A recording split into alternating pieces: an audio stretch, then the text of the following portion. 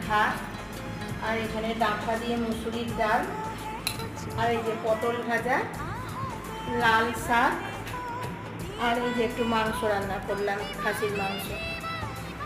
স্নান করে আসি, ওর বাবাদেরকে খেতে দিয়ে দিলাম, আমি স্নান করে এসে খেতে বসবো। ওর বাবাকে আর ছেলেকে দিয়ে দিলাম।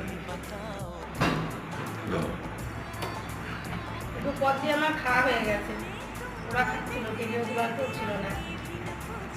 মুখে একটুও স্বাদ নেই, লবণই বুঝতে পারছি না, আমার খেলেই ঝাল লাগছে।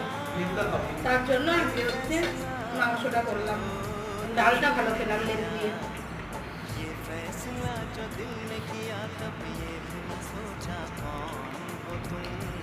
ভালোই হয়েছে।